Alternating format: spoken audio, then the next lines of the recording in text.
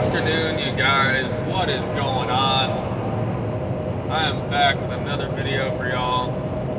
It is Friday, and yeah, it's payday, y'all. So, hope y'all are doing well. Hope y'all had a good week. We're rolling on I-55 south. I think we're probably, about 90 miles from Memphis or something. We are heading to, I think it's Conway, Arkansas. Conway, Arkansas, y'all. We've had a pretty good week. Coming down from Sauk Village, Illinois. Let's see, we left out on Tuesday. Not normal, you know. Went to Burnside, Kentucky. Burnside, we went to, what was the name of the place? Oh, Rolla, Missouri. Rolla, we went to Bell, Missouri, picked up a load, going to Plainfield, Indiana. Plainfield up to Sauk Village, picked up a load. Now we're heading down to Conway. Conway, we're picking up at the same place we're dropping off, and heading to Georgia. So I ain't really sure what we're doing after that, but we'll find something. So only thing I don't like about this week is I was hoping to make it week number 4, but I didn't play my cards right. So I'm unfortunately not going to hit 71. I was hoping to make it 4 weeks in a row, but almost. We're doing 69, so no complaints. No complaints at all. But I want to talk about a couple things. First off, anyone want to tell me why the weather all of a sudden went from like 95 to 55 like it's in a state trooper? Like, I'm wearing long sleeves. It's been cold. So, like, what the fuck? But, second, last Friday, so a week ago, got the PM service done on the truck. Got the PM service done, got the air leaks fixed. She's been doing really good as far as the way she's been running. I could definitely tell a difference from before I had all the repairs done over at Kenworth and now. That's why I can tell a difference. Like, I feel like it's a little bit better on fuel. It pulls a little bit better. The truck seems a little better. So, I don't know, maybe it's me, but something feels different in a good way. Like I said, had the PM service done, so that was the filters, the oil changed. Got the, everything greased up, looked over. They said everything looked good, just that, my shocks are looking a little worn out on the rear, so they need to get those replaced sometime, probably by the end of the year, but worry about that later on. I think I still got some time. Just keep an eye on them. Here, like I said, then the air leaks. Finally got those fixed. Those were bad. I was losing like all my air in a 10-hour period. I'd wake up and not have any air in the truck. Bags deflated, everything. So I think that's probably what wore out my shocks a little bit quicker. I mean, they're probably the original shocks anyways, so. But, not a big deal. Glad to have it fixed, not losing air like I was anymore. So. And last night, I'm going to give y'all an example on why you need to keep tools with you. And, not so much tools, but extra supplies. So, right before I had all the work done on the truck, right before the truck went down, I replaced my air lines and my electrical line for the, my trailer connectors, right? My emergency, my service, and then the electrical line. Because I had an air leak, so I didn't want to use the coiled lines, so I went and got a 3-pack that was all like wound together, and put those on, right? Well, then the truck went down, so they didn't get used. And then I only ran the truck for a month now until last night. Almost not even a month yet. And I'm fixing to pull into a weigh station last night. My trailer lights quit working. Like, I hit a bump and watched them quit working as I was going into the scale house that was open. I fortunately didn't get pulled onto the scale. I got told to bypass, and they didn't try to do an inspection. I pulled over right when I got past it, over on the shoulder, and got out. And it ended up something wrong with the pigtail. Something wrong, like going into the pigtail. If you mess with it going in, it'll start, it'll flicker and go on and off. So, fortunately, I had an extra one, the one that came off the truck originally. It was good. But like I said, I had the 3-pack that was wound together, so I just used it. So I zipped out the old one out of the way, so it wouldn't be dragging or hanging down, and hooked up the old one, and now we're good to go. So keep extra shit with you. Otherwise, that could have been bad. And expensive, so I had to go to the truck stop and buy another one, which would have sucked, because I already had this one and whatnot. So there's some advice for you. How are you going to have a Jesus Loves Me with a koala and the Joker, Why So Serious, right next to each other? I feel like those two just don't go in the same picture. Okay. Alright, so enough rambling. There's something I want to talk about. Something that I'm tired of hearing. And I'm going to kind of contradict myself, but you'll see what I'm talking about. So, yesterday we had our little town hall meeting with the IC manager and the operations manager over at USA. It was a bunch of drivers. Anyone that wanted to join could join in and talk about, answers. Try to get answers on questions we have and whatnot. Certain things like loads and customers and fuel and things like that, right? Same questions we had. Well, first they gave us some good news, such as we've got more lanes opening up, more customers we've gotten, and that they're working on different things to improve, and I could go on and on. A lot of good news. Then we got to the point where they kind of opened it up for us to ask questions. And I noticed that a lot of people, there was people that had genuine questions, which was awesome. And, and I even learned some things, which was cool. But there was a lot of snitching that went on. And there was a lot of bullshit and just fucking drama that came from the meeting and the questions that got asked.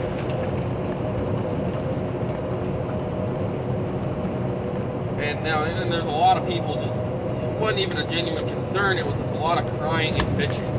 It wasn't even like an actual question. It was, basically, let me give an example. You'd have some people that would say, I need, it's like, they would say something along the lines of, I have a question about booking loads. Like, I never ran, they'd say, I never ran a load board before. I don't really know what I'm doing. And, I'm hearing about people making all this money, but I'm just not quite getting there. Is there something someone can do to maybe help me out, or is there maybe, something I'm doing wrong? And those people, that was just an example. That wasn't exactly word for word what somebody said, but just to give an example. And people were basically like, yeah, here, other drivers chime in here, yeah, I can help you out. I can do this for you, whatever, right? To help each other out. What the hell are you doing? Don't you hate those people that just, they ride next to you as you're trying to move over, and then they speed up. They don't speed up, they just slow down, and then the other person speeds up. You know, but people are like genuinely wanting to help each other. Well, then you would get the people that would basically come on there and say, well, I think I'm going to leave USA because I got lied to. I'm not making, you know, all this money I got told I would make, and I'm not getting all these good loads and all this home time they said I would get. I was told I would get. And we get on there and whine and complain. And then kind of got mad because they didn't get the same response that the other person got. Well, here, let me help you out, you know. Well, if you're going to whine and complain and be a little bitch, and I'm just going to say it bluntly, if you're going to whine and complain and act like a little fucking bitch, nobody's going to want to help you. But when you act like person A, who was like, hey, you know, I'm hearing about this, and I'm just not quite doing it myself, can someone maybe give me a hand, show me what I'm doing wrong, people are going to be happy to help. You know, and which leads me into my next thing that I'm so tired. Like, this is where I said I'd contradict myself. I am so tired of hearing people bitch and complain about USA. They got a shitty dispatcher. They're not making any money.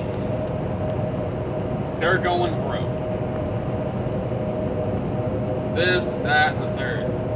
You know, there ain't no good loads.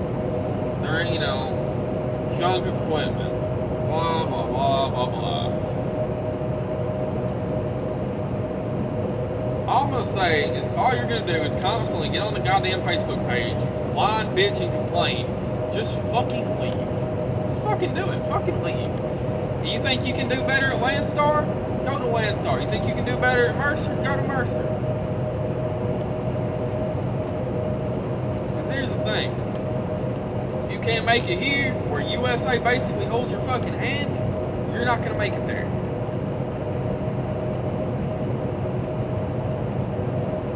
We don't really deal with brokers. We don't really deal with dispatchers and other, you know, other people and shippers and receivers as far as trying to get loads and you know, we don't have to make phone calls and do this, that, and the third, really, right?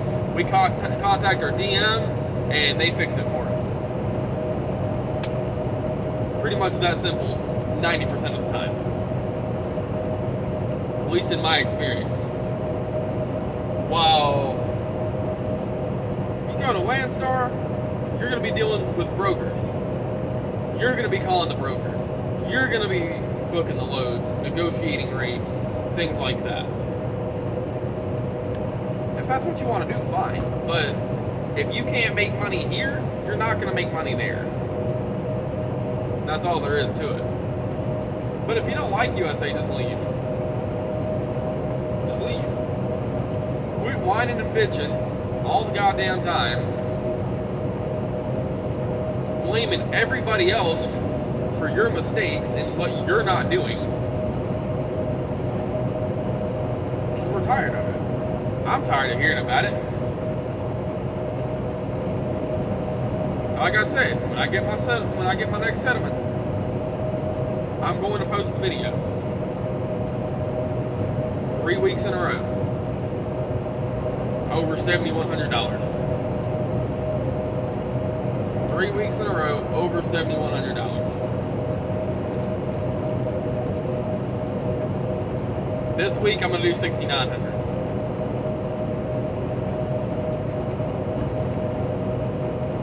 How can I complain about that? How could you complain about that? You're not going to get rich.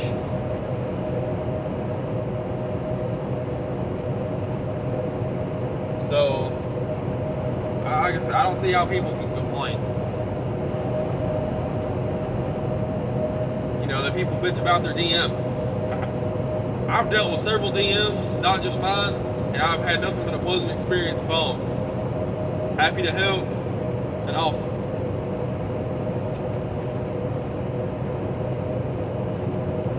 You know, everybody I've dealt with is been awesome to deal with. And I've said it before, I'm saying it again. And, you know, equipment, yeah, USA could do a little better on the equipment. Maybe it's because I came from Central Transport and know what junk equipment looks like. This shit ain't that bad. I've got a trailer with a bent ICC bar in the back. You've got to take the left-hand door and you have to put your body weight against it to hook the chain to latch the door shut. And the landing gear is a bitch. Wow. A little bit of manual labor. Holy fuck, I'm gonna die. Not a big fucking deal. Yeah, sometimes we get places the tires are blown out. You know, and yeah, we all need to work a little bit, work together to do better on that stuff. It's not just USA. Damn. So I got diesel here. Fuck. 289 a gallon, motherfucker. Anyways, screwed myself on getting diesel. You know, I don't get it. You know, maybe it's because I remember when I was only making, you know, I remember only making $400 a week, and that was with overtime. With overtime. Only making $400 a week. Couldn't afford my bills, and I didn't even have that much in bills.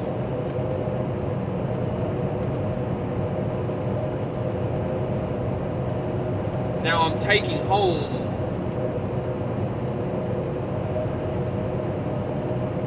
four times that amount easily on a bad week. Typically 5-6 times that. On a, you know, like, after all expenses, like, I make more money than my parents make in a month, in 1 week.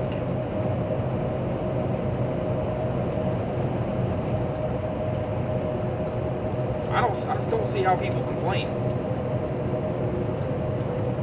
You know how happy it makes me to see took home $2,800 and I can go hand my parents some of that and say, here you go, Mom and Dad. Don't have to. I don't have to. But I know it helps them. And they've done everything in the world they could ever do for me. And nothing makes me happier than being able to do that. So that's all that matters to me. And then I still got money to blow. I just don't get it. You're not going to get rich. Yes, you're going to have your bad weeks. You plan for it. You take those good weeks like that and you put money away. You pay up on your bills. And if you're someone new and you're having a hard time, then ask. Don't whine and bitch and complain and act like a fucking toddler. Genuinely ask. Or sit back and watch somebody's videos and just listen. And if you don't understand, say, hey, I'm just really, I heard what you're saying in the video, but I'm just not grasping something. They'll probably explain it to you. There's several of us here. It takes time, and yes, in the beginning you're going to fuck up a little bit. I didn't come in here and jump in and start making $2,800, taking home $2,800 like that. It didn't just work like that. Hello, Arkansas. Nice roads we got here.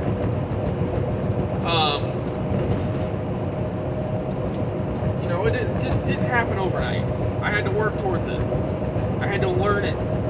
I had to understand the market. And it always changes, so you don't always fully understand it. But you learn it the best you can, and you adapt with it. And there's a saying that I used to hear. Do what they won't, get what they don't. Do what they won't, get what they don't. You don't want the longer paying load. You don't want the longer mileage loads. That gas can? Oh, damn, I'll try to pull over. Oh no. Squirrel. You know, you don't want the longer loads. That's fine, I'll take it. You don't want the northeast loads. That's fine, I'll take it. You keep your little 300-400 mile loads that only pay $1,100. They're good loads. They are good loads. You know, you do the math and it does pay out pretty well as far as your cents per mile. I'll take the 750, 800 mile load going to Windsor Locks, Connecticut, paying $3,200. That's all I'm saying, y'all. That was just a little bit of a rant. I might do a part 2 on it. I don't know. I'm just tired of listening to people bitch all the damn time about it. I'm grateful and I'm blessed to be here and to be making what I'm making. Nobody at USA pays me to say this either. So, y'all want a part 2? Let me know. Y'all want to know more? Let me know. I appreciate y'all watching. I know I ain't posting a lot, but I'll get back to it. Y'all take it easy. Y'all be safe out there. Have a great weekend, and peace out.